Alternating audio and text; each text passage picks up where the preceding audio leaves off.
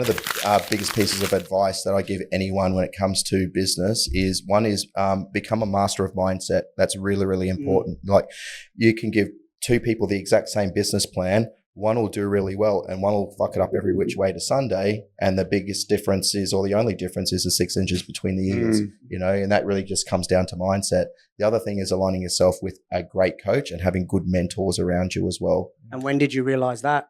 I realized that probably about 10 years ago. I went to my first Tony Robbins event and became a firewalker at Unleash the Power Within.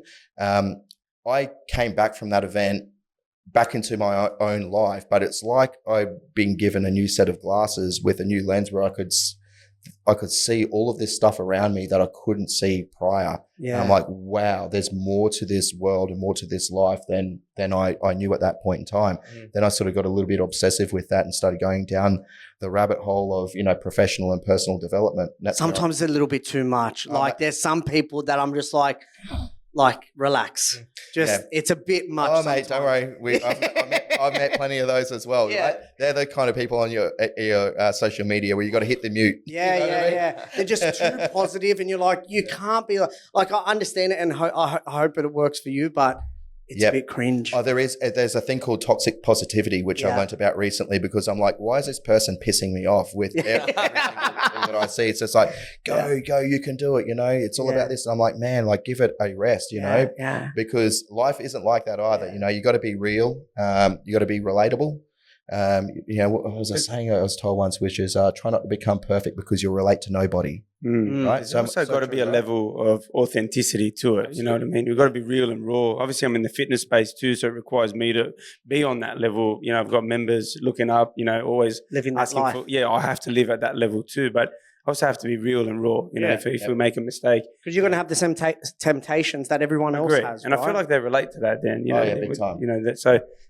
I think the ones that are constantly doing, yes, it's a bit cringy, but there's a place, and when it resonates, it hit hard. So, you had this light bulb moment. Those are the gold nuggets that you get from going to these type of events and stuff like that. Yeah, big time. And it was going down that rabbit hole that I actually came across a guy called Kerwin Rae.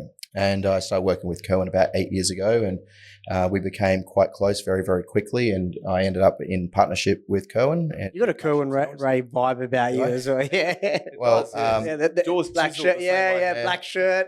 Well, thank you, mate. I really appreciate that, because he's one of the absolute legend, mate, and one of the best people that I've ever had the privilege of getting to meet, getting to work with, and getting to know both on the stage and behind the stage as well. Yeah. Do you feel like that's where the larger part of your development and your business growth and your mindset has come from? Yeah, absolutely. If there's one human that's had the greatest impact on my life, professional life, and personally as an adult, it would absolutely be Kerwin. Yeah. Did you have a chance to let him know that? Yeah, many times. Yeah, absolutely. Yeah. Rest in peace. Yeah, what a legend. I mean, when I first came to Facebook, I was really late to jump on. I was refused. I'm like, nah, if people want to find me, they're going to pick up the phone and call me. I just didn't want to get on it. I was really hesitant. And when I first jumped on, because I was in business at that point, I was really interested in the algorithms of how Facebook and stuff work.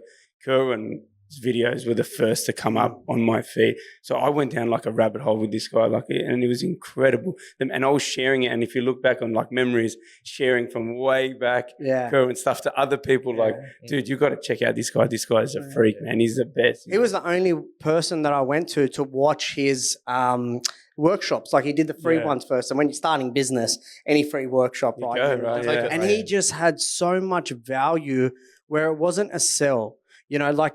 Instantly you went to other ones, they're just trying to sell. They have other people selling.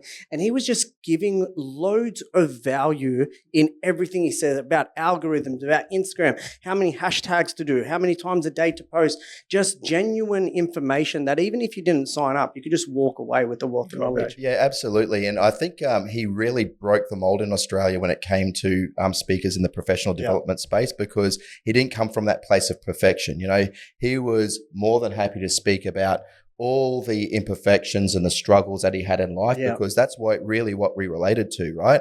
And just that level of grittiness and that realness about him to go, you know what, he's just not some wanker up on stage. He's one of us that's been able to not just talk the talk, but he's walked the walk as well. And that's what I think a lot of people related to when it comes to Kerwin, and actually stepping into that space,